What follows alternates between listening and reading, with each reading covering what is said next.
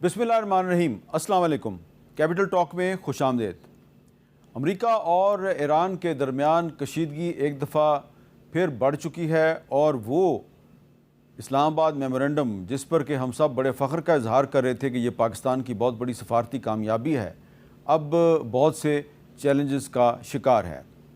امریکہ نے ایران پر حملہ کیا ہے، ایران نے امریکہ پر حملہ کیا ہے، اور حملے کی جو وجہ بتائی جا رہی ہے وہ یہ ہے کہ کچھ دن پہلے جب سعودی عرب اور قطر کے کچھ جو آئل ٹینکرز ہیں وہ آبنائے ہرمز کے علاقے سے گزر رہے تھے تو ایران نے ان پر حملہ کر دیا، اور جب ایران نے سعودی عرب اور قطر کے ٹینکرز پر حملہ کیا تو اس کو جواز بنا کر پھر امریکہ نے ایران کے اندر تقریباً 80 کے قریب جگہوں پر حملہ کیا، اور پھر جواب میں ایران نے بحرین اور کویت میں امریکہ کے فوجی اڈوں پر حملہ کر دیا۔ اور اب ایسا لگتا ہے کہ جو اسلام آباد میمورنڈم ہے وہ بہت سے چیلنجز کا شکار ہے، خطرات کا شکار ہے۔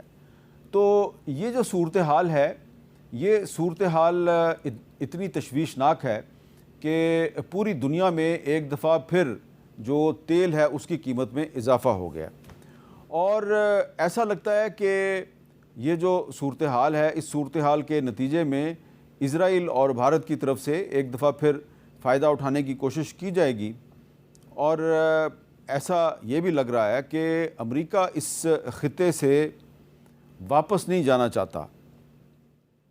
ایران کا یہ کہنا ہے کہ امریکہ کو اس خطے سے واپس جانا چاہیے اور آبنائے ہرمز پر اپنا کنٹرول قائم رکھنے کی جو کوشش ہے وہ ترک کر دینی چاہیے، اور اس خطے سے اپنے فوجی اڈے بھی ختم کرنے چاہیے۔ تو آج کا یہ جو پروگرام ہے اس میں ہم آپ کو یہ بتائیں گے کہ ماضی میں جہاں جہاں پہ امریکہ نے جنگ شروع کی اور وہاں پر اپنے فوجی اڈے شروع کیے تو وہاں پر پھر کیا ہوا، اور امریکہ جب وہاں سے چلا بھی گیا تو حالات جو ہیں وہ بہتر نہیں ہوئے۔ سب سے پہلے ہم آپ کو امریکہ کے صدر ڈونلڈ ٹرمپ کا ایک بیان سنواتے ہیں جس میں وہ یہ کہہ رہے ہیں کہ ایران کے ساتھ جو معاہدہ ہے یہ اب سسپینڈ ہو چکا ہے۔ Is the ceasefire done? Is the MOU dead? To me, I think it's over. I don't want to deal with them anymore. They're scum. You know what scum is? They're scum. They're sick people. It's just a waste of time dealing with them. They're liars. We make a deal. Everyone's agreed. No nuclear weapon. We make a deal. They go outside, talk to the press. They say, we never even talked about it. There's something wrong with them. They're cuckoo. As far as I'm concerned, it's over. Donald Trump کا بیان آپ نے سنا، اور امریکہ کے ایک معروف صحافی ہیں اور تجزیہ نگار ہیں ٹکر کارلسن، وہ یہ کہہ رہے ہیں کہ دراصل یہ جو امریکہ نے اسرائیل کے ساتھ مل کر ایران پر حملہ کیا تھا اور اس کے بعد ایک ایگریمنٹ بھی ہوا، تو یہ دراصل امریکہ کی شکست ہے۔ ٹکر کارلسن کے الفاظ کیا ہیں ذرا خود سن لیجئے۔ The United States has officially acknowledged that Iran is a player. It is absolutely impossible to say this is in any sense a win for the United States, because it's not. This is a pretty humiliating loss for the United States, and as an American, certainly not gloating about that at all. The Israelis wanted us out. They wanted us out of the Gulf. They wanted the destruction of our bases in the Gulf, and they got it. امریکہ کے ایک اور national security advisor ہیں Jack سلوانی، ان کا خیال ہے کہ یہ جو سوئٹزرلینڈ میں امریکہ اور ایران کے درمیان ڈیل ہوئی یہ دراصل امریکہ کی شکست ہے۔ جیک سلوانی کے الفاظ بھی سن لیں۔ This is a terrible deal. Iran has won huge. The United States has lost out huge. On the other hand, it beats continuing this war. And so we should all be glad that the war is over, even though we're stuck with something that is much worse than we could have gotten if we had never started this war in the first place. تو یہ جو ٹکر Carlsson اور Jack سلوانی کے دو بیانات میں نے آپ کو سنوائے ہیں، یہ اس لیے سنوائے ہیں کہ آپ کو پتہ چلے کہ امریکہ میں ایک یہ رائے پائی جاتی ہے کہ یہ جو ایران کے ساتھ امریکہ نے ڈیل کی ہے یہ دراصل امریکہ کا اعتراف شکست ہے، اور ایران نے بھی پوری کوشش کی کہ یہ اسٹیبلش کرے کہ وہ یہ جنگ جیت چکا ہے۔ تو اس کی وجہ سے ڈونلڈ ٹرمپ کے لیے کافی سیاسی مشکلات ہیں، کیونکہ نومبر میں امریکہ میں الیکشن بھی ہونے والا ہے۔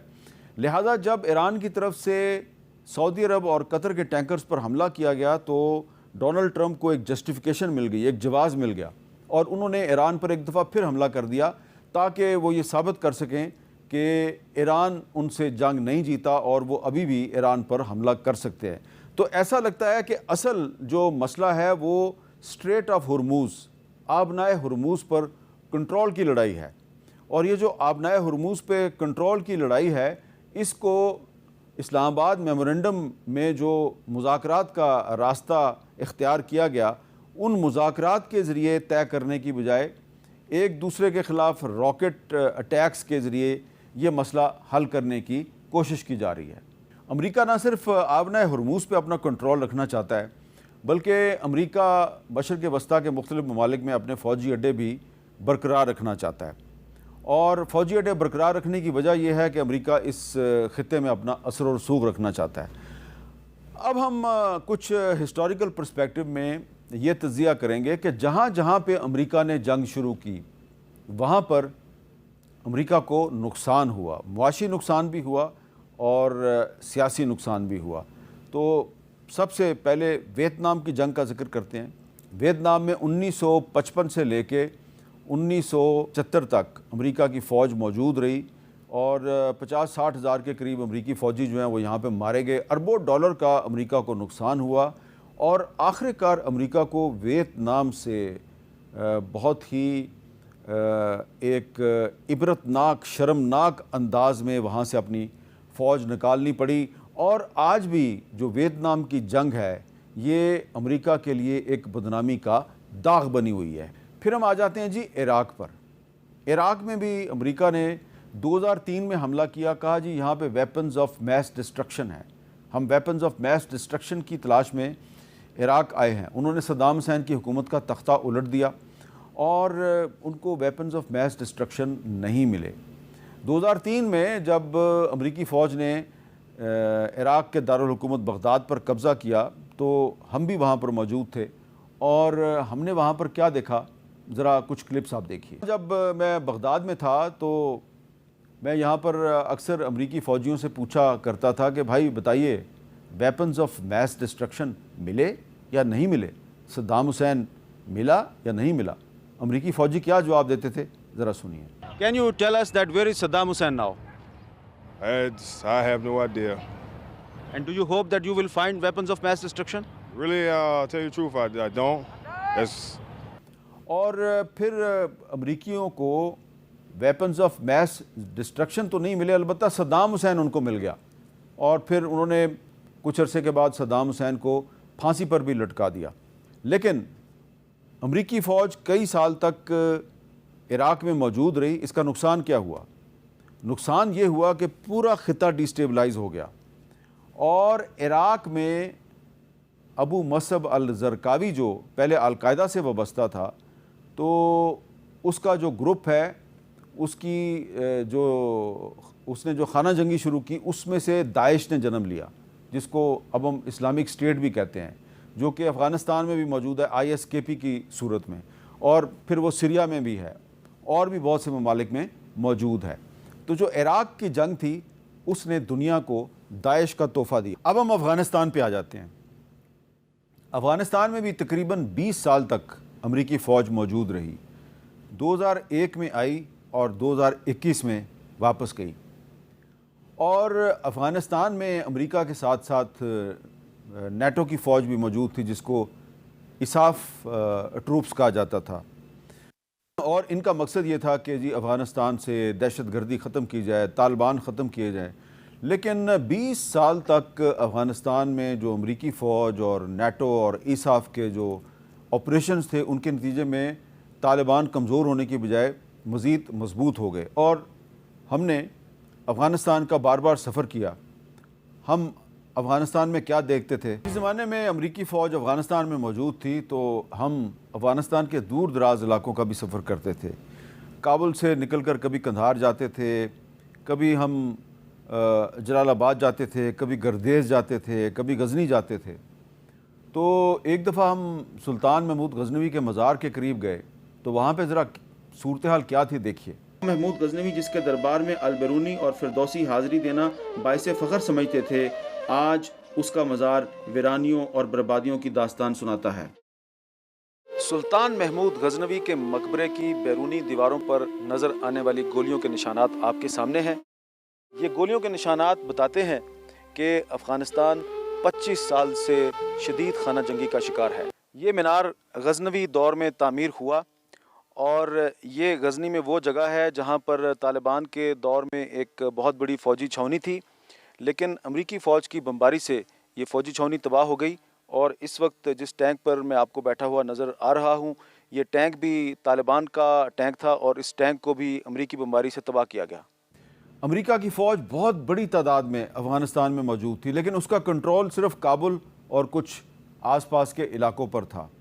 ہم جیسے ہی کابل سے باہر نکلتے تھے کہیں نہ کہیں ہمیں طالبان مل جاتے تھے، اور پھر ہم ان سے بات چیت بھی کرتے تھے۔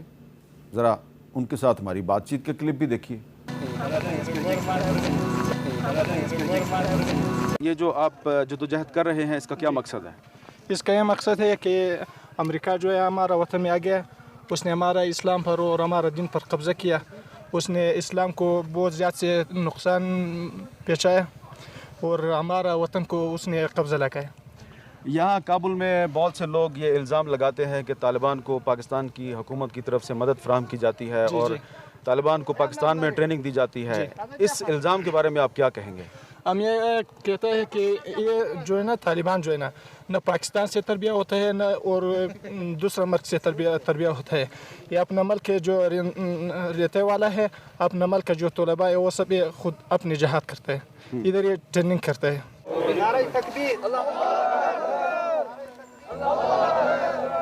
تو ہم صرف افغانستان میں طالبان کے ساتھ بات چیت نہیں کرتے تھے، بلکہ جو ISAF ٹروپس تھے وہاں پہ امریکی فوج تھی، برطانوی فوج تھی، ان کے ساتھ بھی بات چیت کرتے تھے۔ اس کے بھی کلپ دیکھیے۔ Brigadier, in last few days there are some rocket attacks around Kabul. So do you think that some threat is coming to Kabul also now? I think we get quite a few rocket attacks over the 4 months I've been here, coming into Kabul, which is from local people who've got either a complaint, it might be insurgents, it might be people who've got a tribal dispute. تو یہ جو تمام میں آپ کو clips دکھا رہا ہوں اس کا مقصد یہ ہے کہ امریکہ جو ہے اس نے عراق میں بھی فوج بھیجی، امریکہ نے افغانستان میں بھی فوج بھیجی۔ میں نے بطور ایک صحافی کے عراق میں بھی دیکھا کہ امریکہ کی فوج جو ہے وہ وہاں پہ کوئی سٹیبلٹی نہیں لا سکی۔ میں نے افغانستان میں بھی دیکھا کہ امریکہ کی فوج افغانستان میں کوئی سٹیبلٹی نہیں لا سکی۔ امریکہ کی فوج جو ہے جب افغانستان سے گئی تو پھر وہ اس طریقے سے گئی کہ پاکستان کے لیے بڑے مسائل پیدا ہو گئے، حالانکہ پاکستان نے دوحہ ایگریمنٹ کروایا تھا افغان طالبان اور امریکہ کے درمیان، اور اس کے بعد بجائے کہ پاکستان کو فائدہ ہوتا پاکستان کو نقصان ہوا۔ پاکستان کو کیا نقصان ہوا اس پہ بات کرتے ہیں ایک بریک کے بعد۔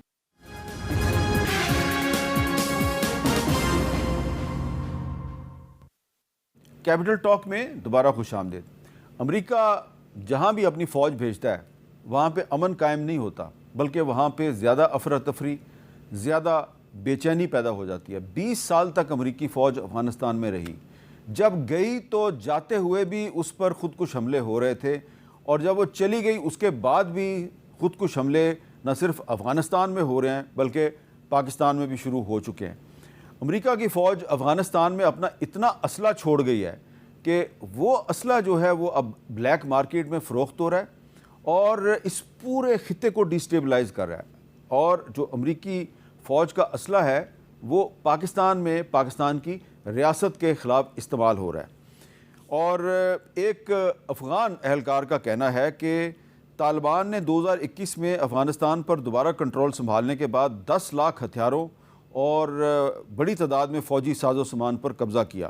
جو اسلحہ اور ساز و سامان بہت سے امریکی فوجی چھوڑ کے چلے گئے تھے ان میں امریکی ساختہ آتشی اسلحہ M4 اور M16 بندوقیں شامل ہیں، اور اس کے علاوہ اقوام متحدہ کی ایک رپورٹ میں کہا گیا ہے کہ Tehreek Taliban Pakistan, Islamic Movement of Uzbekistan, East Turkestan Islamic Movement اور یمن کی انصار اللہ جیسی تنظیمیں افغانستان میں امریکی ہتھیاروں کو بلیک مارکیٹ سے خرید رہی ہیں، اور بلیک مارکیٹ جو ہے وہ طالبان کے لیے ہتھیاروں کا ایک منبع ہیں۔ افغانستان میں امریکی ہتھیاروں کی تجارت یہاں دولت مند افراد اور مقامی کمانڈروں کے لیے تجارت کا ذریعہ بھی ہے۔ ڈونلڈ ٹرمپ بارہا کہہ چکے ہیں کہ افغانستان میں امریکہ کے 85 ارب ڈالر کے جدید ہتھیار رہ گئے ہیں جنہیں وہ دوبارہ حاصل کرنا چاہتے ہیں۔ تو اب جب ٹرمپ صاحب خود کہہ رہے ہیں کہ افغانستان میں ان کے 85 ارب ڈالر کے ہتھیار رہ گئے ہیں جن کو وہ دوبارہ حاصل کرنا چاہتے ہیں. کیسے حاصل کرنا چاہتے ہیں؟ آپ نے ڈونلڈ ٹرمپ کا ایک بیان تو سنا ہوگا. وہ کہتا ہے جی مجھے بگرام بیس دوبارہ چاہیے. تو وہ افغانستان واپس آنا چاہتا ہے. آپ چلے گئے بھائی، بھول جائیں افغانستان کو، لیکن وہ افغانستان واپس آنا چاہتے ہیں. اور یہی وہ نقطہ ہے جس کی کہ میں وضاحت کرنا چاہتا ہوں کہ ڈونلڈ ٹرمپ صاحب کو اپنی جو ماضی کی غلطیاں ہیں ان سے سبق سیکھنا چاہیے کہ وہ جہاں بھی جاتے ہیں، جہاں بھی فوج بھیجتے ہیں، وہاں پہ حالات خراب ہوتے ہیں. تو اب آپ افغانستان سے واپس چلے گئے، اب آپ وہاں پہ واپس آنا چاہتے ہیں. بھائی کیوں واپس آنا چاہتے ہیں؟ کچھ آپ کو خدا کا خوف کرنا چاہیے. اب ایک اور بھی خطہ ہے جہاں پہ امریکہ نے اپنی فوج بھیجی لیکن وہاں پہ حالات خراب ہو گئے. شاید بہت کم لوگوں کو یاد ہے کہ امریکہ نے صرف ویتنام میں نہیں، امریکہ نے صرف عراق میں نہیں، صرف افغانستان میں نہیں، بلکہ امریکہ نے لبنان میں بھی اپنی فوج بھیجی تھی. جی ہاں، 1958 میں امریکہ نے لبنان میں اپنی فوج بھیجی، اور فوج بھیجنے کا مقصد یہ تھا کہ وہاں پر جو ایک پرو امریکن حکومت تھی اس کو پروٹیکٹ کیا جائے. پھر اس کے بعد امریکہ نے 1982 میں بھی اپنی فوج لبنان بھیجی، اور جو لبنان میں جو خودکش حملوں کا آغاز ہوا وہ امریکی فوج کے خلاف ہوا. بعد میں وہاں پہ اسرائیلی فوج بھی آئی، لیکن وہاں پر جو خودکش حملے شروع ہوئے وہ امریکی فوج کے خلاف شروع ہوئے. اور اس کے بعد امریکہ لبنان سے نکل گیا، لیکن لبنان آج تک خانہ جنگی کا شکار ہے. یہ بات جو ہے یہ بہت کم لوگ کرتے ہیں کہ جو آج لبنان میں اس وقت جو صورتحال ہے، اس صورتحال کی وجہ یہ ہے کہ امریکہ نے 1958 میں جو اپنی فوج لبنان بھیجی تھی، اس فوج نے وہاں پر کچھ مخصوص گروپس تھے ان کو سپورٹ کیا، اور کچھ مخصوص گروپس تھے ان کے خلاف کارروائیاں کیں. اس سے جو لبنان کی سوسائٹی میں ڈویژنز پیدا ہوئیں وہ آج تک موجود ہیں. اور اس کے بعد یہ جو حال ہی میں امریکہ اور ایران کے درمیان جو اسلام آباد میمورنڈم ہوا، تو اس کا جو آرٹیکل 1 ہے، اس آرٹیکل 1 میں لبنان کا 2-3 دفعہ ذکر ہے. اور آرٹیکل 1 یہ کہتا ہے جی کہ لبنان میں ہم نے سیز فائر بھی کروانا ہے اور اسرائیلی فوج کو لبنان سے واپس بھی جانا ہے. لیکن جیسے ہی اس معاہدے پہ دستخط ہوئے تو اسرائیل نے لبنان پر اپنے حملوں میں اضافہ کر دیا. اور پھر میں نے ساؤتھ لبنان کے علاقے نباتیہ میں جا کے کیا دیکھا، کچھ کلپ آپ کی خدمت میں پیش ہے. یہ جو نباتیہ شہر ہے اس کو اسرائیل نے پچھلے 2-2.5 ماہ میں مسلسل بمباری کا نشانہ بنایا، اور خاص طور پہ 19 جون کو جب امریکہ سے ایک اعلان ہوا کہ حزب اللہ اور اسرائیل میں سیز فائر ہو گیا، تو اس کے بعد یہاں پر 19 جون کے بعد سے بہت تباہی ہوئی ہے. Tell us how many people have been killed after the ceasefire announced on 19th June? In 2 days before, the Israelis killed about 15 people in Nabatiyah only. اور یہ میں نے کوئی بات جو ہے نا یہ مبالغہ رائے نہیں کی کہ اسرائیلی فوج نے جنوبی لبنان کے شہر نباتیہ کو لبنان کا غزہ بنا دیا. وہاں جدھر بھی جائیں آپ کو تباہی نظر آتی ہے. اور امریکہ جو ہے وہ اسرائیل کو لبنان پر حملوں سے نہیں روک سکا. یہاں پر میں ایک اور بات ضرور کرنا چاہتا ہوں کہ ایک طرف تو جو اسرائیل کی فوج ہے وہ لبنان میں جو یونائٹڈ نیشنز کے پیس کیپرز ہیں وہ اس پہ حملہ کرتے ہیں، اور دوسری طرف حزب اللہ کی طرف سے بھی لبنان میں جو یونائٹڈ نیشنز کے پیس کیپرز ہیں ان پر حملہ کیا جاتا ہے. یہ بات جو ہے یہ مجھے جو وہاں پر موجود یونائٹڈ نیشنز کے پیس کیپرز ہیں ان کے سورسز نے خود بتائی کہ ہم پر 2 حملے اسرائیلی فوج نے کیے ہیں، 2 حملے حزب اللہ کی طرف سے ہوئے ہیں، اور یہ جو ٹوٹل 4 حملے ہوئے ہیں اس میں ہمارے بہت سے فوجی شہید ہوئے ہیں اور مارے گئے ہیں، اور ہم اس کی انویسٹیگیشن کر رہے ہیں. میں آپ کو یہ بتا رہا ہوں کہ امریکہ کی فوج عراق میں جائے تو وہاں پہ داعش جنم لے لیتی ہے، امریکہ کی فوج افغانستان میں جائے تو وہاں پہ طالبان پہلے سے زیادہ مضبوط ہو جاتے ہیں، وہاں پہ ISKP بن جاتی ہے. امریکہ کی فوج لبنان میں جائے تو وہاں پہ حالات ایسے پیدا ہوتے ہیں کہ حزب اللہ ابھر کے سامنے آتی ہے. تو اب امریکہ جو ہے وہ چاہتا ہے کہ مشرق وسطیٰ سے اس کے فوجی اڈے ختم نہ ہوں، آبنائے ہرموز پہ اس کا کنٹرول قائم رہے. تو یہ جو امریکہ کی خواہش ہے اس کے پورا ہونے سے کیا دنیا کو امن ملے گا یا نہیں ملے گا؟ مزید گفتگو کرتے ہیں ایک وقفے کے بعد۔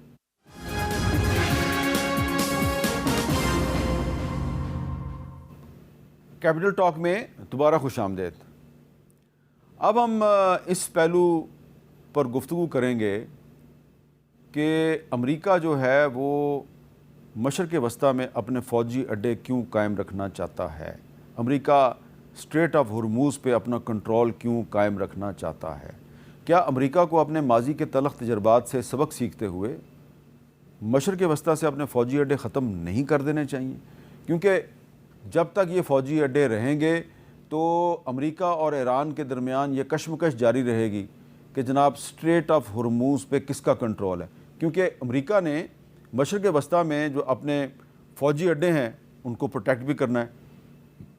امریکہ کے فوجی اڈے بحرین میں ہیں، کویت میں ہیں، قطر میں بھی ہیں، یو اے ای میں بھی ہیں، عمان میں بھی ہیں، سعودی عرب میں بھی ہیں۔ اب امریکہ کو یہ خطرہ نظر آ رہا ہے کہ سعودی عرب اور قطر جو ہیں وہ سلولی اینڈ گریجولی اپنے فوجی اڈے ختم کر دیں گے، یعنی کہ اپنے ممالک میں جو امریکہ کے فوجی اڈے ہیں وہ ختم کر دیں گے۔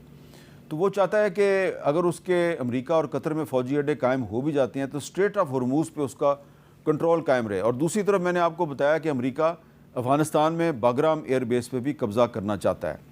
تو بظاہر امریکہ نے ایران کے ساتھ اسلام آباد میمورنڈم کے ذریعے امن کی ایک کمٹمنٹ کی ہے، لیکن اس خطے میں امریکہ اپنے فوجی اڈے قائم رکھنا چاہتا ہے، اور یہ ہے وہ معاملہ جس کی وجہ سے امریکہ اور ایران کے درمیان بار بار تعلقات خراب ہو رہے ہیں۔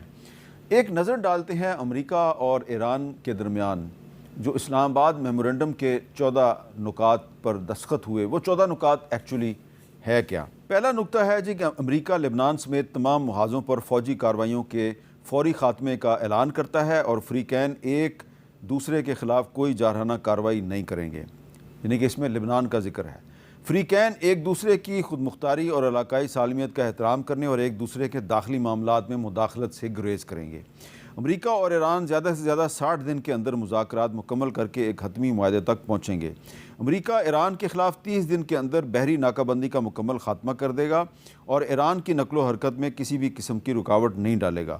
ایران خلیج فارس سے بحیرہ عمان تک تجارتی جہازوں کی بلا معاوضہ اور محفوظ آمد و رفت کے لیے انتظامات کرے گا۔ تکنیکی اور عسکری رکاوٹوں کو دور کرنے اور بارودی سرنگوں کے خاتمے کی کارروائی 30 دن کے اندر عمل میں لائی جائے گی۔ اب یہ جو نقطہ نمبر 5 ہے، یہ ہے وہ نقطہ جس کے بارے میں ایران کا دعویٰ ہے کہ ہم نے کیونکہ یہاں پہ بارودی سرنگیں بچھائی ہوئی ہیں تو جو بھی آئل ٹینکر یا LNG کا ٹینکر یہاں سے گزرے تو وہ ایران کی جو سیکورٹی فورسز ہیں ان کے ساتھ کوارڈینیشن کرے تاکہ ہم ان کو صحیح طریقے سے گائیڈ کریں، اور پھر جب کوئی آئل ٹینکر یا LNG ٹینکر جو ہے وہ ایران کے ساتھ کوارڈینیٹ نہیں کرتا تو وہ اس پہ میزائل مار دیتے ہیں۔ تو میزائل مارنے کی بجائے اگر ان کو وارننگ دی جائے تو زیادہ بہتر ہے، لیکن یہ میں آپ کو بتا رہا ہوں کہ ایران کا موقف یہ ہے کہ ہمیں بتائے بغیر اگر کوئی جہاز اس علاقے سے گزرتا ہے تو وہ اسلام آباد میمورنڈم کے آرٹیکل 5 کی خلاف ورزی ہے۔ آرٹیکل 6 کیا ہے؟ امریکہ ایران کی تعمیر نو اور اقتصادی ترقی کے لیے $300 ارب دے گا۔ اس منصوبے پہ عمل درآمد 60 دن کے اندر طے پا جائے گا۔ تو یہ جو آرٹیکل 6 ہے اس پہ بھی ہمیں عمل درآمد ہوتا ہوا نظر نہیں آ رہا۔ 7واں آرٹیکل ہے کہ امریکہ ایران کے خلاف ہر قسم کی پابندیاں ختم کر دے گا جن میں سلامتی کونسل اور IAEA کی قراردادیں بھی شامل ہیں۔ تو یہ جو 7ویں کلاز ہے اس پہ بھی تھوڑا سا عمل درآمد ہوا، لیکن یونائٹڈ نیشنز اور IAEA کی جو قراردادیں ہیں وہ ابھی تک ختم نہیں ہوئیں۔ پھر کہا گیا کہ ایران جوہری ہتھیار تیار نہ کرنے کے عزم کا اعادہ کرتا ہے، یہ 8واں پوائنٹ ہے۔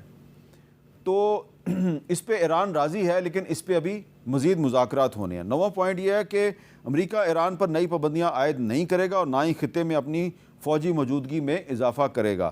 10واں پوائنٹ یہ ہے کہ امریکہ مفاہمت پہ دستخط کے فوراً بعد ایران کے خام تیل، پیٹروکیمیکل مصنوعات اور دیگر برآمدات پر کے لیے خصوصی اجازت نامے جاری کرے گا۔ تو اجازت نامہ امریکہ نے ایک جاری کیا لیکن اب اس کو منسوخ بھی کر دیا ہے۔ 11واں پوائنٹ یہ ہے کہ ایران کو منجمد مالی اثاثے اور فنڈز جاری کیے جائیں گے۔ اس میں کچھ پیش رفت ہوئی ہے لیکن مزید پیش رفت جو ہے اس کی ایران کی طرف سے ڈیمانڈ کی جا رہی ہے۔ 12واں نقطہ یہ ہے کہ حتمی معاہدے کے کامیاب نفاذ اور مستقبل میں اس کی پاسداری کے لیے ایک خصوصی طریقہ کار وضع کیا جائے گا۔ 13واں پوائنٹ یہ ہے کہ مفاہمت پر دستخط کے بعد 4، 5، 10، 11 نمبر شقوں پر عمل درآمد شروع ہوگا اور بقیہ شقوں پر حتمی معاہدے کے حوالے سے مذاکرات کا آغاز ہوگا۔ اور آخری 14واں نقطہ یہ ہے کہ حتمی معاہدے کی منظوری اقوام متحدہ کی سلامتی کونسل کی ایک ریزولوشن کے ذریعے دی جائے گی، یعنی کہ اس پورے معاہدے کی توثیق جو ہے یہ یونائٹڈ نیشنز کی سیکورٹی کونسل نے کرنی ہے۔ اب یہ جو جنگ بندی ہوئی ہے اس پہ عمل درآمد کے لیے بھی ایران کے کچھ مطالبات ہیں۔ وہ مطالبات کیا ہیں کہ ایران کہتا ہے کہ ایران پر آئندہ جارحیت نہ کرنے کی یقین دہانی کروائی جائے، ایران آبنائے ہرموز پر اپنی بالادستی برقرار رکھے گا، ایران کے جوہری افسودگی پروگرام کو تسلیم کیا جائے، ایران کے خلاف تمام پابندیاں ختم کی جائیں، انٹرنیشنل اسلامک انرجی ایجنسی میں ایران کے خلاف تمام قراردادیں منسوخ کی جائیں، اقوام متحدہ کی سلامتی کونسل میں ایران کے خلاف تمام قراردادیں واپس لی جائیں، خطے میں تمام امریکی اڈوں سے امریکی جنگی افواج کا انخلاء کیا جائے، جنگ میں ایران کو پہنچنے والے نقصانات کا پورا معاوضہ دیا جائے، بیرون ملک منجمد تمام ایرانی اثاثوں کو بحال کیا جائے اور ان تمام نکات کی UN سیکورٹی کونسل سے توثیق کرائی جائے۔ اب اس میں یہ جو ایران کے 10 مطالبات ہیں، 10واں نقطہ یہ ہے کہ خطے میں امریکی فوجی اڈوں کا خاتمہ کیا جائے، یہ ہے سب سے اہم نقطہ۔ اب یہ فوجی اڈے کہاں کہاں ہیں؟ یہ فوجی اڈے آپ کو پتہ ہے کہ مشرق وسطیٰ کے بہت سے ممالک میں ہیں، بحرین میں ہیں، کویت میں ہیں، UAE میں ہیں، عمان میں ہیں، سعودی عرب میں ہیں۔ تو ایران کہتا ہے جی کہ یہ فوجی اڈے ختم کیے جائیں۔ تو یہ جو فوجی اڈے ختم کرنے کا مطالبہ ہے اس کی وجہ یہ ہے کہ ایران یہ سمجھتا ہے کہ یہاں پر جو امریکہ کی جو ملٹری پریزنس ہے یہ اس کی سیکورٹی کے لیے ایک خطرہ ہے۔ اب ہو سکتا ہے کہ سعودی عرب اور قطر امریکہ کے فوجی اڈے ختم کر دیں، لیکن فی الحال UAE، کویت، بحرین یہ تیار نہیں ہیں۔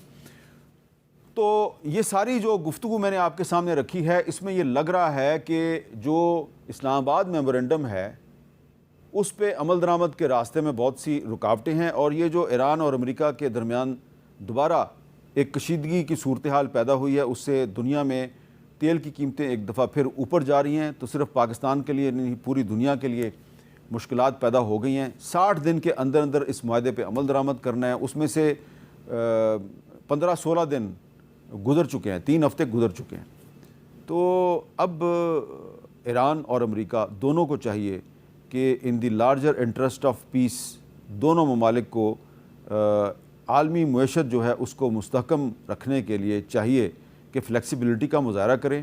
ایران کی طرف سے جو سعودی عرب اور قطر کے ٹینکرز پر حملہ کیا گیا وہ نہیں ہونا چاہیے تھا، اور امریکہ کی طرف سے بھی جو ایسے بیانات دیے جاتے ہیں جن کا مقصد یہ ہے کہ ثابت کیا جائے کہ ہم ابھی تک اس خطے کے اصل پلیئر ہیں، تو امریکہ کا رویہ جو ہے اس میں بھی تبدیلی کی ضرورت ہے۔ اگر یہ امریکہ اور ایران کے رویے میں تبدیلی نہ آئی تو پاکستان کے لیے بہت مشکلات پیدا ہوں گی، پاکستان کے لیے پہلے ہی بڑی مشکلات ہیں، مزید مشکلات پیدا ہو سکتی ہیں۔ اللہ تعالیٰ پاکستان کو ان مشکلات سے نکلنے کی توفیق عطا فرمائے۔ مجھے دیجیے اجازت، اللہ حافظ۔